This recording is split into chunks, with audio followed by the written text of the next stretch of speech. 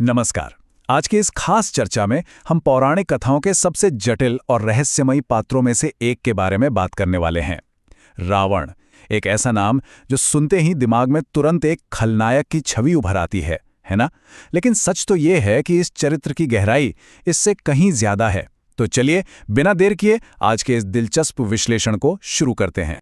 अब सबसे बड़ा और हैरान करने वाला सवाल यही है कि रामायण के जिस रावण को हम एक महान अत्याचारी के रूप में जानते हैं, जिसने सत्ता के नशे में देवताओं तक को नहीं छोड़ा, उसी रावण को महादेव का सबसे बड़ा भक्त भी क्यों कहा जाता है? सोचिए जरा, एक तरफ तो परम अहंकार और दूसरी तरफ भगवान शिव के चरणों में पूरी तरह से समर्पण। आखिर ये दोनों चीजें एक साथ कैसे हो सकती हैं? तो आइए सबसे पहले इस भक्ति और अहंकार के गहरे रहस्य को समझते हैं। देखिए, भक्ति और इच्छा के बीच का फर्क समझना बहुत जरूरी है। हम अक्सर इन दोनों को एक ही मान लेते हैं, पर ऐसा है नहीं। असली भक्ति का मतलब है सिर्फ और सिर्फ ईश्वर को पाना, उनके प्रति पूरी तरह समर्पित हो जाना, जबकि इच्छा का मतलब है ईश्वर से कोई सांसारिक शक्ति या वरदान मांगना।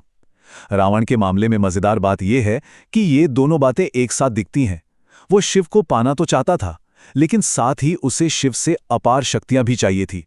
और सच कहें तो उसकी यही इच्छा आगे चलकर उसकी सबसे बड़ी कमजोरी बन गई।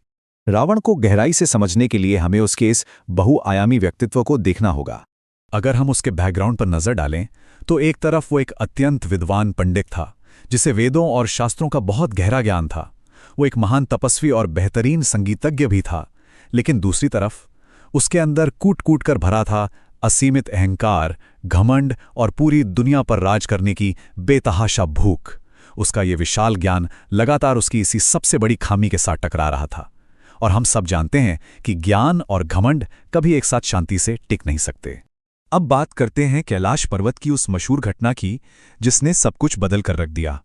दरअसल रावण अपने अभिमान में इतना अंधा हो चुका था कि उसने अपनी 20 भुजाओं के बल पर भगवान शिव के पवित्र निवास यानी कैलाश पर्वत को ही उठाने की जरूरत कर दी। कथाएं बताती हैं कि उसके इस प्रयास से पूरा पर्वत हिलने लगा था। लेकिन महादेव, वो बिल्कुल शांत रहे। उन्होंने कोई प्रहार नहीं किया, कोई युद्ध नहीं किया। उन्होंने बस अपने पैर के अंगूठे से कैलाश को हल्का सा दबा दिया, और नतीजा, उस विशाल पर्वत का भारी बोझ सीधे रावण पर आ गिरा और उसकी भुजाएं बुरी तरह कुचल गईं। और आपको जानकर हैरानी होगी कि इसी भयंकर दर्द और बेबसी के बीच से जन्म हुआ दुनिया की सबसे महान स्तुति का शिव तांडव स्तोत्र। एक बहुत ही गहरी बात कही जाती है कि ईश्वर के सामने सबसे पहले इंसान की शक्ति नहीं, बल्कि उसका अहंकार टूटता है। रावण की वो 20 भुजाएं जिन पर उसे इतना गुरूर था, वो महादेव के एक छोटे से अंगूठे के सामने बिल्कुल बेबस हो गईं। ये पल हमें बहुत ही खूबसूरती से सिखाता है कि सर्वोच्च सत्ता के सामने हमारे भौतिक बल या घमंड की सच में कोई हैसियत नहीं होती। यहीं से शुरू होता है रावण के अहंकार के टूटने और उसके सच्चे समर्पण का सफर। वाल्मीकि रामायण में वर्णन आता है कि पर्वत के नीचे दबे होने के कारण रावण को लंबे समय तक भयानक पीड़ा सहनी पड़ी। उस वक्त अपनी ताकत का दिखावा करने के लिए उसके पास न तो कोई अस्त्र था और न ही कोई सेना। और तब अपनी पूरी बेबसी को महसूस करते हुए अपना सारा घमंड त्याग कर उसने महादेव की स्तुति गानी शुरू की। ये वो पल था जब ताकत का अंधा प्रदर्शन एक बहुत ही विशुद्ध, कलात्मक और सच्चे समर्पण में बदल गया। उसने इस स्तुति में अपना पूरा अस्तित्व उड़ेल दिया। शिव की जटाओं में बहती गंगा, मस्तक पर चमकता चंद्रमा, गले में लिपटे सर्प और उनका वो दिव्य भयंकर तांडव। उसने संगीत के जरिए इन सब का इतना अद्भुत वर्णन किया कि ये स्तुति इतिहास में हमेशा के लिए अमर हो गई।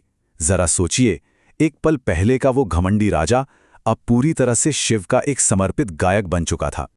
चलिए आगे बढ़ते हैं और देखते हैं महादेव की क्षमा और उनके वरदान को। हम भगवान शिव को भोलेनाथ भी कहते हैं, और वो इसलिए क्योंकि वो अपनी भक्त के बाहरी कर्म या उसके अतीत को नहीं देखते। वो देखते हैं तो बस हृदय का सच्चा भाव। जैसे ही रावण का अहंकार पूरी तरह से टूट गया और उसने सच्चे मन से खुद को भगवान के हवाले कर दिया, शिव ने उसकी उस भक्ति को तुरंत स्वीकार कर लिया और उसे माफ कर दिया। लेकिन अगर महादेव ने उसे माफ कर दिया था, तो फिर उसके पतन का वास्तविक कारण क्या था? यहीं पर हमें भारतीय दर्शन का एक बहुत बड़ा और जरूरी सबक मिलता है। देखिए, एक तरफ होती है ईश्वरीय कृपा या वरदान, जो कठोर तपस्या से अपार शक्ति और ज्ञान दे सकती है। लेकिन दूसरी तरफ खड़ा होता है हमारे कर्म का नियम। हमें मिली हुई उस शक्ति का इस्तेमाल हम कैसे करते हैं, ये पूरी तरह से कर्म का नियम तय करता है। महादेव ने रावण की भक्ति जरूर स्वीकार की थी, लेकिन इसका मतलब ये बिल्कुल नहीं था कि उन्होंने उसके अधर्म और अत्याचारों को सही मान लिया था। सबसे बड़ी त्रासदी तो यही रही कि रावण ने अपने ज्ञान और वरदानों का इस्तेमाल धर्म की रक्षा के लिए नहीं, बल्कि सिर्फ अपने अहंकार को पालने के लिए किया। उसने ऋषियों को डराया, देवताओं को आतंकित किया, भगवान श्री राम को चुनौती डाली, और सबसे बड़ी बात, वो खुद पर यानी अपने ही मन पर विजय पाने में पूरी तरह फेल हो गया। उसने पूरी दुनिया को झुकाने की कोशिश की, लेकिन अपने भीतर बैठे उस रावण को वो कभी नहीं हरा सका। आज के इस विश्लेषण को खत्म करते हुए एक बहुत ही गहरा और शक्तिशाली सवाल पीछे छूट जाता है। अगर कोई इंसान सर्वोच्च शक्ति, अपार ज्ञान और सब कुछ हासिल कर ले, लेकिन अपने ही मन और अहंकार को न जीत पाए, तो क्या उसकी साधना या भक्ति सच में सफल मानी जा सकती है? रावण महादेव का महान भक्त तो जरूर था, लेकिन वो अपने ही अहंकार का भी उतना ही बड़ा भक्त बन गया था। इसी विचार के साथ आज की ये चर्चा यहीं समाप्त होती है। साथ जुड़ने के लिए बहुत बहुत धन्यवाद।